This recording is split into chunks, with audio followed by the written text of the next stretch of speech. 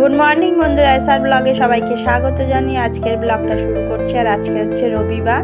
দেখো, রবিবারে সকাল সকাল চাউ বসিয়ে দিয়েছি।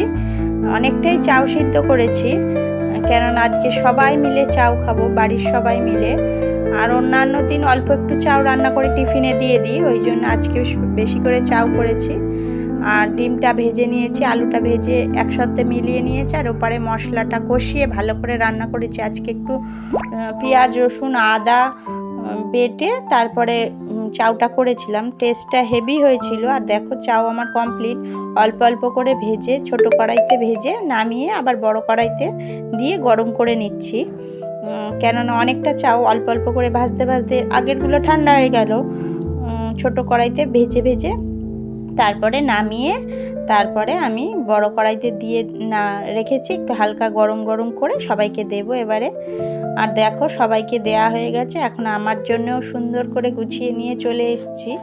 আর বাড়ির চাউটা অনেক দিন পরেই খাওয়া হচ্ছে। পুজোর সময় বাজারের চাউ খাওয়া হয়েছিল, কিন্তু অতটাও ভালো হয়নি। আর দেখো, এই ছোটো মেয়ে এই যে নাচানাচি করছে, ও এখন ফোনটা নেবে, ফোন নিয়ে চাউ খাবে, ওই জন্য ফোন দেখতে দেখতে খাবে। আমি বললাম ঠিক আছে, একটু পরে দেবো। আর এই যে আমি দেখো এখন চাউ নিয়ে বসে পড়েছি, আর ওকে দিয়েছি চাউটা টেবিলের মধ্যে। আমার এই বেডের পিছনে একটা টেবিল আছে, ওই টেবিলটাতেই ও বসেছে। টেবিল দিয়ে চেয়ার দিয়ে ওইখানে নিচে বসেছে, আর আমি উপরে বসে খেয়ে নিচ্ছি। আর বাইরে প্রচণ্ড পরিমাণে রোদ্দুর উঠেছে। আজ 2-3 দিন বৃষ্টির পরে, 2-3 দিন না, টানা 1 সপ্তাহের মতন বৃষ্টি হয়েছে। সেই যে নবমীর দিন থেকে বৃষ্টি শুরু হলো, পুরো 1 সপ্তাহ বৃষ্টির পরে আজকে তার আগের দিন, এই 2 দিন ভালো রোদ্দুর হচ্ছে। আর প্রচুর জামা কাপড় কাচা আছে, আজকে রবিবার আছে, প্রচুর জামা কাপড় কাচবো। আর এই যে দেখো, আমি ওকে ডিম বেছে বেছে দিচ্ছিলাম, ও পিছনে বসে খাচ্ছে, ওই জন্য ওকে ডিমটা দিচ্ছিলাম। আর প্রচণ্ড রোদ্দুর উঠেছে। চাউটা এখন খেয়ে নেব, নিয়ে ঘরের কাজগুলো করব। ঘরের কাজ কিছুই করা হয়নি, সকাল থেকে এই যে চাউ রান্নায় ব্যস্ত হয়ে পড়েছিলাম। সকালে অন্যান্য দিন ভাত বা রুটি রান্না হয় টিফিনে, কিন্তু আজকে একটু চাউ, আর চাউতে তো অনেকটাই ঝামেলা থাকে। সেই জন্য সেই চাউটা করার জন্য সকালের কাজকর্ম কিছুই করতে পারিনি। সকালবেলা ঘরটর ঝাড়ু দিয়েছিলাম, সকালবেলা একবার হয়ে গেছে বাসি ঘরটর ঝাড়ু দেওয়া, কিন্তু তারপরে ঘর মোছার সময় আবার যেহেতু ঝাড়ু দিয়ে মুছি, সেই জন্য সেটা হয়নি, সেটা এখন করে নেব। আর তারপরে বাজার এলে দেখি কি বাজার রান্না হয়। রবিবার সেহেতু এখনও বলা যাচ্ছে না কি রান্না হবে। বাজারটা না এলে বলতে পারবো না। আর তার মধ্যে এখন সবাইকে খাবার দেওয়া হয়ে গেছে, খাওয়াও হয়ে গেছে। আর এই যে দেখো, পিছনে বেডের পিছনে এই টেবিলটা ছিল, ওকে এখানেই দিয়েছি, কেননা বাচ্চা মানুষ তো বিছানার মধ্যে ফেলে, আর বিছানার মধ্যে খাওয়া হয় না, কিন্তু তাও ওরা নিয়ে উঠে পড়ে। আর দেখো, বাজার থেকে মাছ নিয়ে এসেছে, ইলিশ মাছ। তা ইলিশ মাছটা মোটামুটি ছিল, আর ওর সাথে অন্য একটা মাছ ছিল। ওই মাছটা কি একটা মাছ ছিল, নিয়ে এসেছিল আমার শ্বশুরমশাই, বাজারে গেছিলেন, আর বাজারটা করে নিয়ে চলে এসেছে। আর কি কি বাজার হয়েছে তোমাদের সাথে দেখাই। এই যে পটল এনেছে, ভেন্ডি এনেছে, আদা কাঁচা লঙ্কা ওর মধ্যেই রয়েছে, আমি সব একসাথে ঝুড়িতে ঢেলে রেখেছি।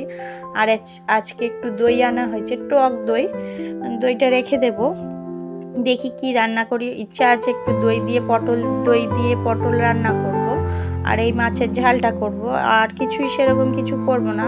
তাহলে দেখো বন্ধুরা, আমি মাছ টাছ ধুয়ে রেখে স্নানে গেছিলাম, ঘরের সমস্ত কাজ কমপ্লিট করে নিয়েছি, ঘর ঝাড়ু দিয়ে মুছে বিছানা টিছানা সমস্ত গুছিয়ে নিয়েছি, স্নান করে পুজোও দিয়ে নিয়েছি, মাছ কেটে তরকারি কেটে গুছিয়ে রেখে গেছিলাম।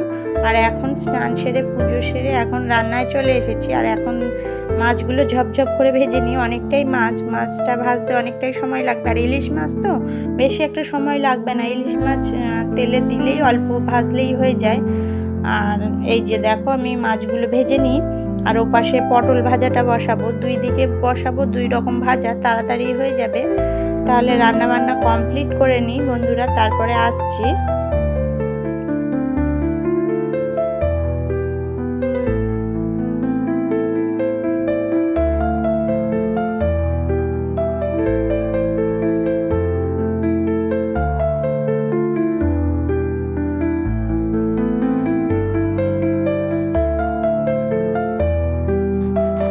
দেখো বন্ধুরা, আমার অনেকগুলো মাছ সবগুলোই ভাজা হয়ে গেছে।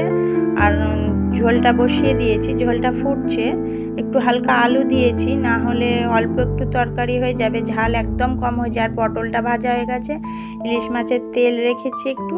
আর এই যে দই পটল রান্নার জন্য পেঁয়াজ রসুন পেস্ট করে রেখেছি। মাছের ঝালের জন্য সর্ষে বেটে নিয়েছি, অনেকটাই রান্না আগিয়ে ফেলেছি। আর এই যে ঝাল কমপ্লিট হয়ে গেছে। আর এই যে পটলের রেসিপিটাই বাকি রয়েছে। তাহলে বন্ধুরা, ভিডিওটি যদি ভালো লেগে থাকে লাইক কমেন্ট শেয়ার করবেন, সাবস্ক্রাইব করবেন, আমার পাশে থাকবেন। দেখা হচ্ছে নতুন একটা ভিডিওর সাথে, ততক্ষণের জন্য টাটা বন্ধুরা। আর এই যে সমস্ত রান্না দেখিয়ে দিলাম তোমাদের সাথে। আর এটা কালকের পেঁপে আলুর তরকারি, আর আলু ভাজাটা কালকের ছিল, বের করে নিয়েছি। আর বড় মেয়ে যেহেতু মাছ খায় না, ওর জন্য একটু ডিম ভাজবো, আর এই দিয়েই ওর খাওয়া হয়ে যাবে। আর এই হলো আমাদের রান্না বান্না। তাহলে টাটা বন্ধুরা, দেখা হচ্ছে পরের একটা ব্লগে।